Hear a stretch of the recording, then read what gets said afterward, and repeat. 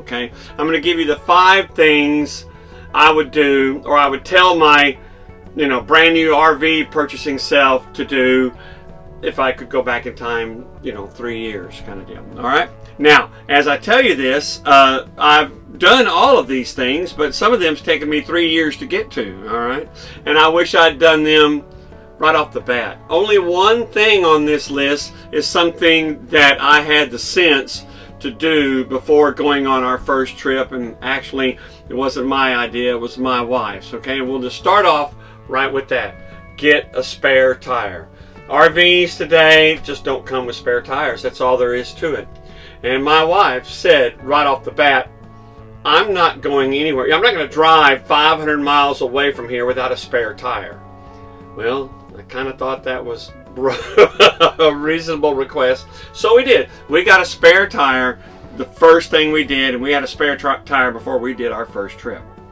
Now, the second thing I would say do is something I did, but I did it even before the first trip, but I bought the wrong one. Does that make sense? First thing you're going to want to do is buy a new mattress. Well, that's true with almost any RV, but especially with the 17Bs and the lower cost, smaller RVs. Or if you buy a used RV, you're going to want to buy a new mattress. Well, we bought a memory foam mattress, a big, thick memory foam mattress, and that's what we took on our first trip. And to be quite honest, it sleeps pretty well. It's not hard to sleep on. It was comfortable. It really was. And we used that for a year or two before realizing we really wanted a real mattress. It wasn't sleeping on it that was so bad, because after all, we're comparing it to sleeping in a tent. But it was making it up and dealing with it, okay?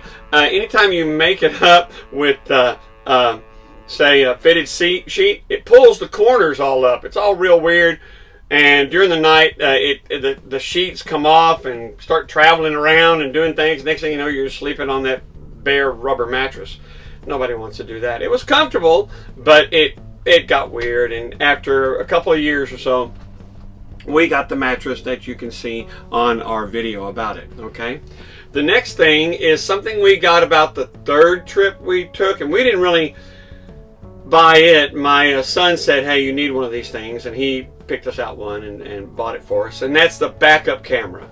And we used it for a couple of years or more. In fact, up until just recently, okay? In fact, we may be going on our first trip day after tomorrow with the camera that I bought, and that is a solar wireless camera. The one we had to start with plugs into either your backup lights or your running lights, and you have to make sure those things are on and do whatever, and make sure the wiring's right. We blew a couple of fuses and all that kind of stuff. You want to get a solar wireless backup camera. It has a little solar cell on top of it. You never have to wire it into anything. You stick it on the back of your RV and you go. You plug the other one into your cigarette lighter thing, and you're done. I mean, when you take it out of the box, it's ready to go.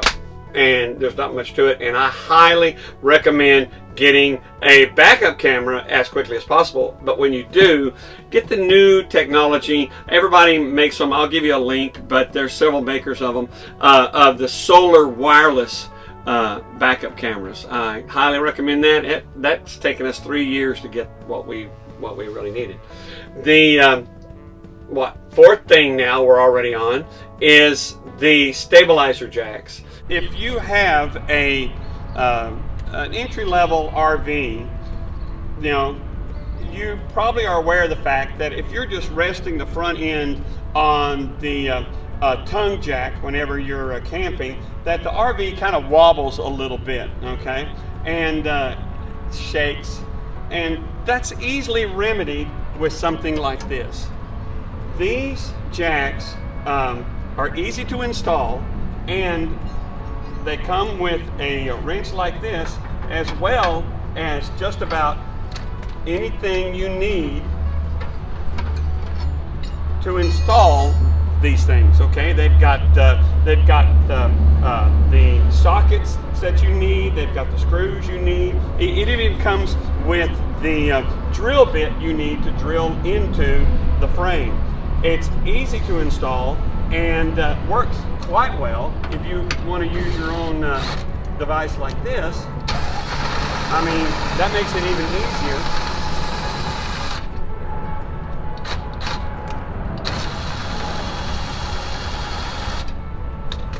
I highly recommend these.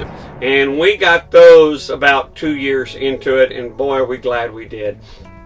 The RV resting on the front tongue jack, it wants to wobble, and if you get caught in a rainstorm or something like that, it's really bad. Just walking around in it, you can really, it moves, but in a storm, it's nice having these stabilizer jacks all the way around. The 17B comes with them on the rear, but get the ones on the front. They're inexpensive. I'll give you a link, okay?